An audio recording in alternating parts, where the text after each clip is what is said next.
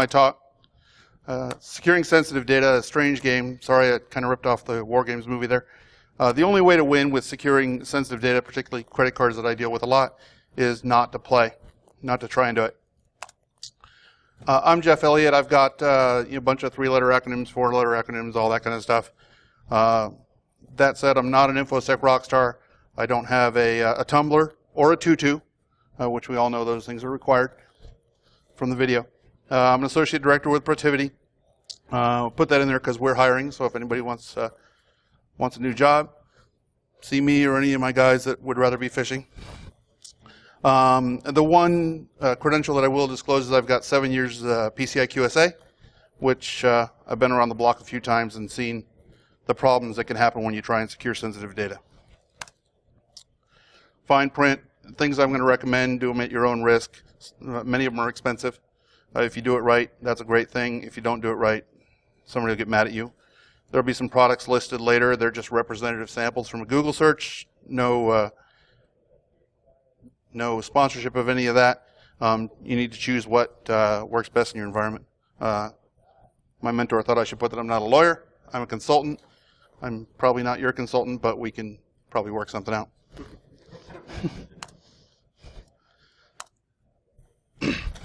So the issue with a lot of trying to secure sensitive data is really around money, right? Credit cards are money, and thieves want them. Thieves like money. Read an article it was actually a couple of years ago now, in Wired magazine, 2011. There's a town in Romania where they had to build luxury car dealerships because the hackers that are stealing data wanted to buy luxury cars and they were going other places to do it. So they built luxury car dealerships in this little town in Romania so they could keep the money there. So we all know credit cards are big business. We just saw another hack at P.F. Chang's that they gave us more information about yesterday. Criminals want money. Like I said, it's easier, I guess, to do that than to do honest work. And merchants spend piles of money trying to achieve what they call compliance. Some standard, PCI standard, some other standard tells them you have to get compliant. You have to pass all these tests. Little compliance math. The sum of all the compliance pain and cost that you incur, we all know, I've heard it in the 2 talks before this, does not equal security. Compliance is not security. Security is security. Compliance is just compliance. So, the issue is money. Everybody wants it. We spend all this money on it. We still have all these data breaches. Way too much. Again, we just had P.F. Chang again. All the ones we've heard about in the last couple of years. The problem is the money, right? It's the people want to steal it, and there's just no way to really stop them from doing that. So I want to tell 3 stories just from my experience as a QSA, and these are really typical. So I'll tell 3 specific ones. I won't name any names. I'll protect the innocent, but this stuff happens all the time. We see it every engagement we do. The first one that we see a lot is good crypto is really hard to do. If you're not buying, a solution from some vendor implementing exactly the way that they said it, that's been tested by the community, been in a whole bunch of different environments, and really been vetted out, you think you can do it yourself. And that's not just invent an algorithm, right? We all know we shouldn't invent an algorithm. It's even the implementation. So I had a client that we were doing an assessment, and they fought and fought and fought, and they said, our crypto is good. It's RC4 crypto. There's nothing wrong with it. Prove there's something wrong with it. And so we spent some time, looked at it, and said, okay, well, we know the problems with stream ciphers are key reuse. If you reuse the keys, we got a big problem. If you don't reuse the keys, interesting how you're doing that, but let's figure that out. So we go through, talk to the administrators, the people who built it, and said, okay, how do you do encryption? They said, well, we first generate this really, really long random key with all this good entropy, and it's pseudo-random, but really long thing and really great. Okay, great. Then what do you do? Well, then we encrypt the data. No. You're not getting off that easy. How do you encrypt the first credit card number that you see? Well, we grab the chunk off the front of that key, and then we run it through the algorithm, which we found on the internet and wrote in our own language. That actually seemed to be okay. And then we encrypt the data. Okay, great. Now the second credit card comes in. What do?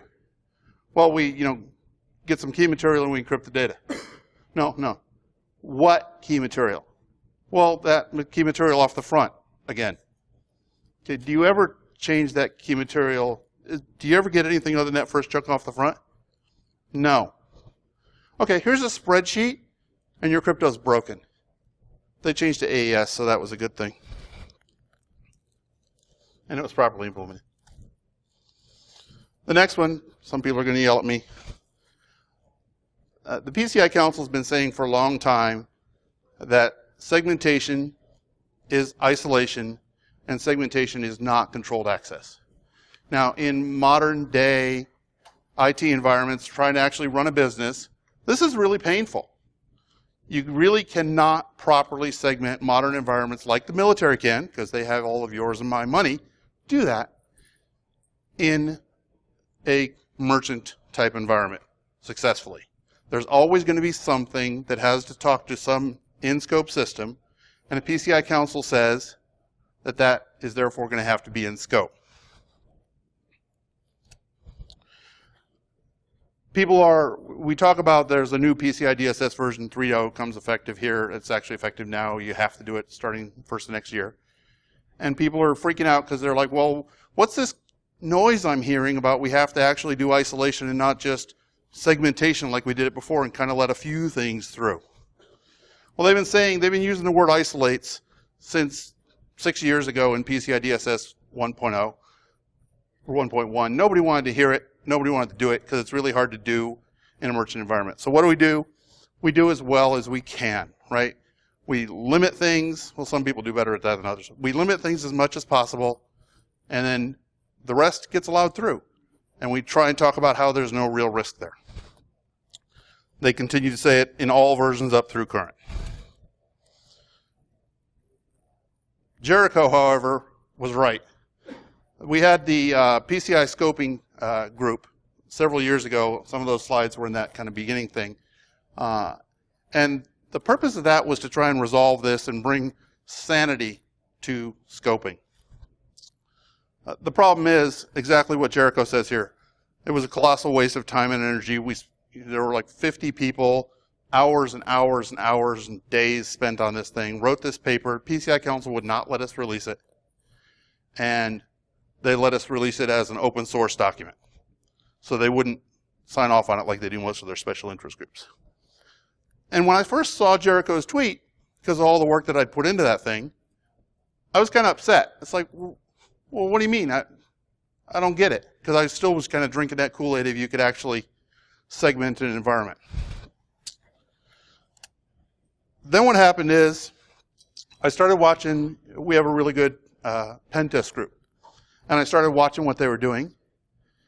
And they're practically unstoppable, as probably any good pen tester is, right? In these segmented environments where you don't isolate traffic, you don't isolate systems that have data that thieves want from other systems that don't, there's always another way in. I watched recently my pen test lab went after an engagement on a client. It was an external pen test. They found a vulnerable device on the perimeter, hacked that. From there, they got into Active Directory, got domain admin. From there, they started crawling around the network some more, and they found a server that had credit card data in it. And the client's response was, actually, the database below is QA, but it's part of PCI and contains credit card info according to our sysadmins. So we can consider that you've reached your goal. We'll wait for your report. And this happens over and over again. Segmentation does not work. The third one I'd like to talk about is there's these humans. They're always getting involved in our security. We could have perfect security if it was just the systems and no humans, I think. But we do. We have them everywhere. So what do? So this slide here is an in-case slide from in-case forensic. And I had to blur the credit card numbers. Sorry. You won't be able to actually use those. But what this was we had a client, we did an assessment. We were just doing a have we been breached assessment. Is there any kind of clue that anything bad has happened? We don't know it. Nobody's told, Secret Service hasn't knocked on our door. There's no kind of announcement, anything like that. But take a look around and see what's going on. Okay. So we did a bunch of tests, and we ran forensic images on some systems. Kind of the thing that they're supposed to do every year before we come to do their PCI assessment, right? So we did that. We sent that off to our lab in New York. And those guys went through it, and they said, well, there's credit card numbers in there. No, they're not really so good with the PCI. They were right. It was credit card numbers. But more than that, it was track data. Track data, now you know why I blurred it. With track data, you could make new cards. So that is prohibited to be stored because of that by PCI. And it was all over their systems. So we found it, talked to them about cleaning it up. And they said, well, you know, we figured out where the problem was. It was the help desk. The help desk said, but I needed to debug a production problem. And I forgot to turn it off when I was done. So it's just writing this data all over the disk. That was fun when we did this year's report on compliance for them. Because we triple checked that. But there is some hope. Right? We don't have to just live with all this data getting breached all the time. There's a potential solution. Potential solution, in my opinion, is point-to-point encryption, commonly called P2PE.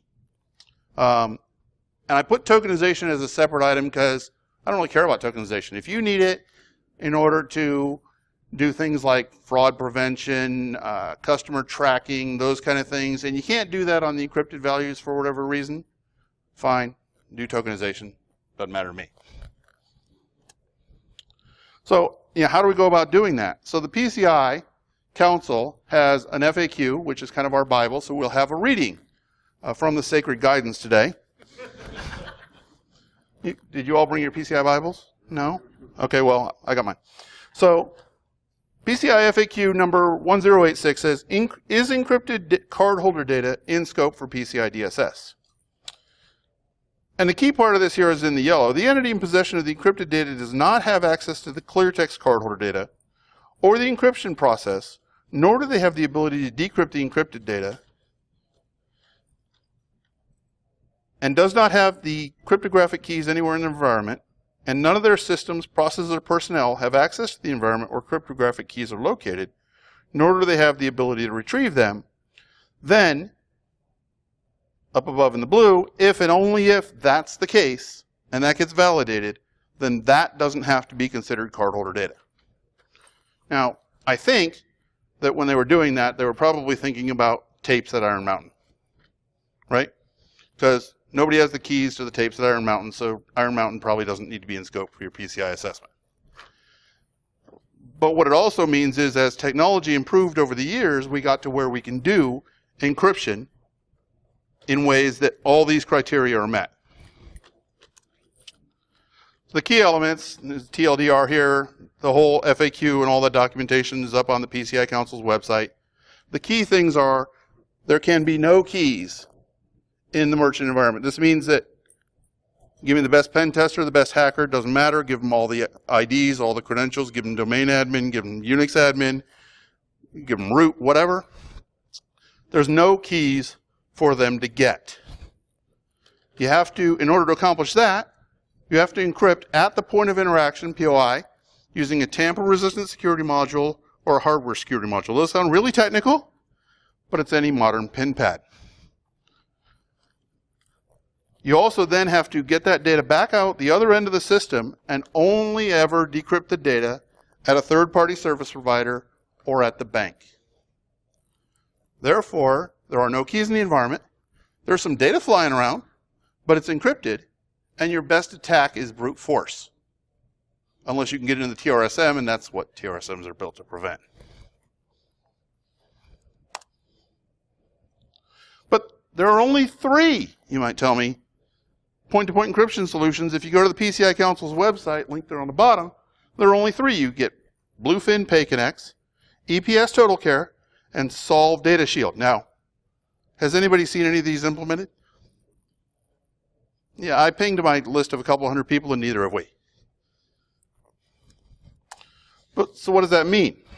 Well, the way that PCI works, it's not a law, right? It's contracts. So the PCI Council tells us in another FAQ that merchants using encryption solutions that are not included on the Council's list of 3 validated P2P solutions should consult with their acquirer or payment brand about the use of these solutions. The way PCI works is the payment brands, Visa, MasterCard, all them, contract with acquiring banks, and they say, acquiring banks, you have to make sure that all your merchants maintain PCI compliance at all times. And then report that up to us, and that's how that's going to work. Well, then acquiring banks, in order to comply with that, contract with merchants and say, merchant, you have to maintain PCI compliance at all times. You have to meet all the requirements, and you have to do whatever level of assessment based on how many transactions you're doing. You have to do all that stuff. So that's how the legality of all this works. That's how people are forced to comply with PCI. It's all these contracts. So, restating that, the acquiring banks enforce the compliance requirements on merchants. And the acquiring banks are accepting alternative solutions. And sometimes they sell them. So there are far more than 3 potential solutions that I've seen. This is just a quick Google search. There are more than this on the list. Again, none of these are sponsored. I know some of them. Some of them I just found can also do this work. But you might say, well, my database only takes 16-digit numerics, or my data entry fields, or my whatever part of your system only takes numeric 16-digit. And we all thought crypto made big, ugly, long hexadecimal strings with equal signs on them when they're base 64 encoded. So there's also available format preserving encryption. What format preserving encryption does is it keeps doing the crypto until it finds a value that meets the format of the original data. So if you have a 16-digit numeric, it keeps doing this until it finds a 16-digit numeric, and then that's what the crypto value is. Why does that work? Because you can back it out and do the same thing backwards and get back to the original number. There are potential drawbacks. Here we are again with money. This can be expensive, right? Everybody wants their little hand in your pie. So there's the cost for equipment. There's setup costs. There's, the real big one is there are ongoing transaction costs. Whoever's doing this for you wants a little taste of every transaction that you do. So it can be expensive. The next one's what I like to call data jail. These providers would just love to get into an arrangement, providers or banks would love to get into an arrangement where they have your data and you can't get it back. If you want to change providers, that's kind of too bad because you didn't think about that on the front end. So what you want to do with that, and some of the other stuff on the money, is make sure that your contract negotiations are handled properly on the front end, so that you have terms in there for, what's the exit strategy, how do we get the data back out, how do we cap fees, how do we do, reduce setup costs, those kind of things, technology uplifts, those kind of things that you need to do. You want to think about those all up in the front end. So the next one is, as you can see, sometimes your information security budget may shrink if you do this, and all of a sudden there aren't any credit cards left in the environment to steal, right? So the stick of compliance is a mighty weapon, and if you remove it from its rightful place, they might take away some of your money. So, overall, so what? Why do I want to do this? Well, thieves can't steal data that you don't have. Well, there went their Mercedes. Auditors can't audit what you don't have. There went my job, but I really want to do healthcare if anybody's got any options there. And there are no breach fines if you don't have a breach. Those breach fines can get astronomical, as we probably have seen. Also, another benefit is no CIOs, CEOs, or CISOs have to get fired if there's no breach. Is that too soon? Thanks, that's my time.